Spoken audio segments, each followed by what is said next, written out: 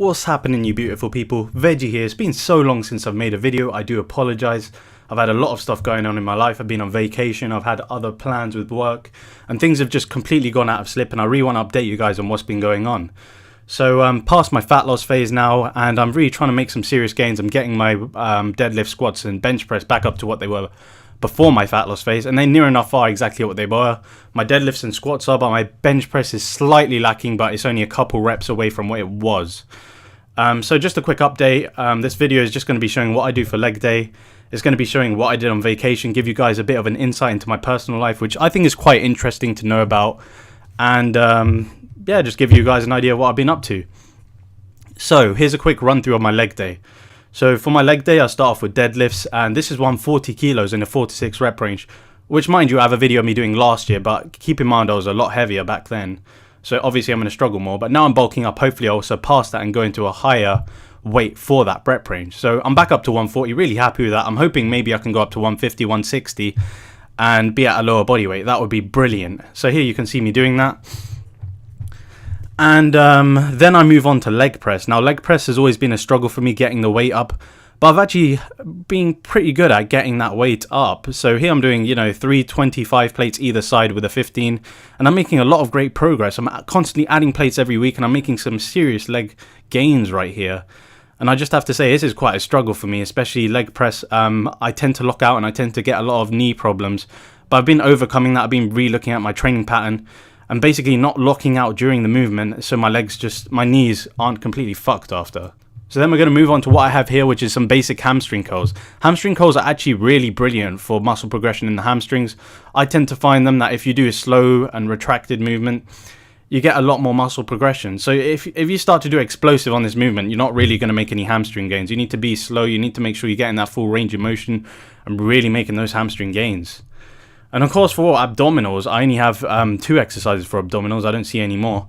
So my first exercise is actually leg raises, where you essentially hold 2 bars like that, and then you'll bring your legs upwards. And I've got quite a good abdominal range of motion here, so I'm quite easily and happily being able to do this. And it really brings out your lower abdominals. My lower abdominals are my weak point, but for some reason this exercise is really easy for me. I'm sure it's easy for a lot of other people as well. But this is really going to bring out my lower abdominals, and that's really my weakness. My upper abdominals are fine. It's my lower abdominals that I struggle with. And then moving on to my upper abdominals here.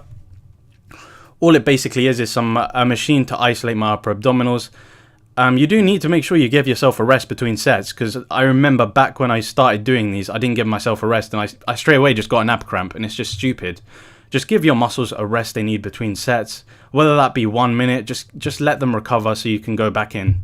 And I really want to move on to what I was doing, on holiday. Now on holiday, obviously you don't have as much of an access to a gym, and if you do, you've got to end up spending a lot of money.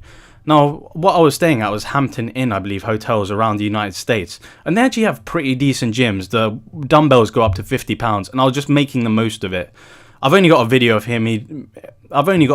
me doing hammer curls here with the 50s, and I actually advocate doing cheat curls, once every month, maybe twice every month, to really shock the muscle progression. And I find it tends to work as long as you're not using too much of a shoulder movement.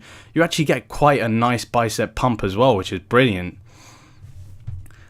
Something I really want to iterate during my holiday I also did was I ended up shooting some guns. Yes, I spent $150 on a gun experience, and that was really fantastic. Growing up, I've always had an experience in guns, particularly playing first-person shooters like every boy does on Xbox. Call of Duty, Battlefield. I've been a huge advocate of it, and this gun range actually had the set I wanted. It had an Uzi, an MP5, an M4 Colt, and an AK-47, and I have to say the recoil to handle on it was crazy. To actually shoot a gun in real life was one of my favorite experiences. Now, me personally, when it comes to gun rights, obviously I live in the United Kingdom. We're not allowed to own assault rifles here, which I think is quite a good thing.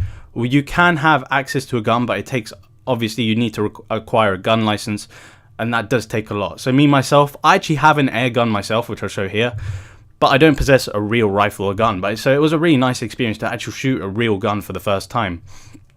Obviously, with political opinions, with gun rights, I'm not going to discuss that. That's controversial.